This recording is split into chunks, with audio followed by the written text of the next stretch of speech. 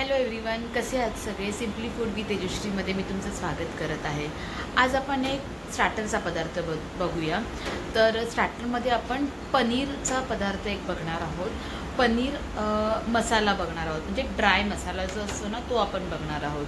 तर एकदम छोटी सिंपल अशी पद्धत आहे त्याची, ते तुम्ही घरच्या घरी करून बघू शकता. तर चला तर बघूया आता आपण त्याच्यासाठी लागणारं साहित्य. हे बघा, हे मी पनीर घेतलेलं आहे. हे 200 ग्रामचं पनीर आहे. त्याला चांगलं स्वच्छ धुवून घेतलं आहे आणि त्याचे असे छोटे छोटे तुकडे करून घेतले आहेत. म्हणजे आपले क्यूबसारखे जे तुकडे असतात ना, हे बघा असे, तसे मी तुकडे करून त्याला घेतलेले आहेत. आणि आता इथे मी मसाले रेडी केलेले आहेत. हे बघा, ही लाल मिरची पावडर आहे. हा आपला गरम मसाला, घरगुती गरम मसाला आहे. हा घरगुती मसाला आहे आपला. ही अद्रक आणि लसूणची पेस्ट, म्हणजे मी काय तर ठेचून घेतलेलं आहे, पेस्ट केलेली नाही आहे, ठेचून घेतलेलं आहे. आणि हळद घेतलेली आहे. तर आता हे सगळं साहित्य आपण ह्याला लावून घ्यायचं आहे.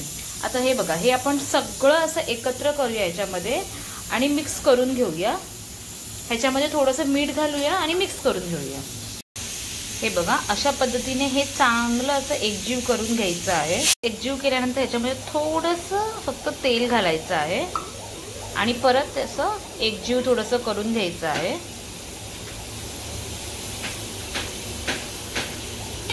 आणि हे जे आहे ना, हे 20 मिनिट्ससाठी आता आपण म्हणजे मॅरिनेशनसाठी ठेवायचं आहे.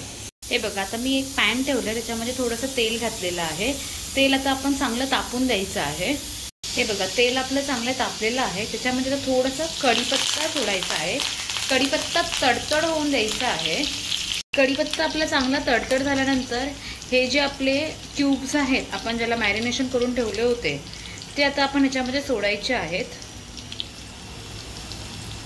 आणि हे सगळे सोडून त्याच्यामध्ये आपल्याला मीडियम फ्लेममध्ये हे चांगले भाजून घ्यायचे आहेत. हे बघा, पॅनमध्ये हे असे सगळे एकत्र टाकायचे आहेत. ते कढीपत्त्याच्या आजूबाजूने, म्हणजे कढीपत्त्याबरोबर कसं आहे, तुम्ही कढीपत्ता तुम्ही टाकला तर कढीपत्त्याचा स्वाद आणि प्लस आपण लसूण आणि अद्रक ठेचलं होतं त्याचा स्वाद सगळा असा एकजीव होऊन त्याची टेस्ट एकदम छान लागणार आहे. तर हे बघा, आता तुम्ही दुसऱ्या साईडला पलटून घ्या त्याला. तुम्ही आता दुसऱ्या साईडने हे पलटून घेतलेलं आहे. तर असं एक खरपूस असं भाजून घेतलं पाहिजे. ते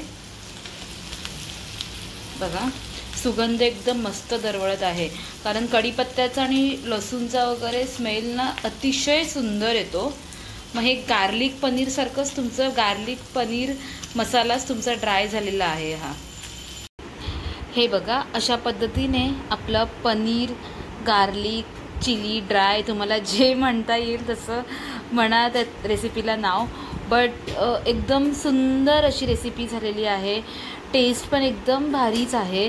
तर तुम्ही नक्की ट्राय करून बघा. तुम्हाला कशी आजची रेसिपी माझी वाटली हे तुम्ही नक्की मला कमेंट करून सांगा.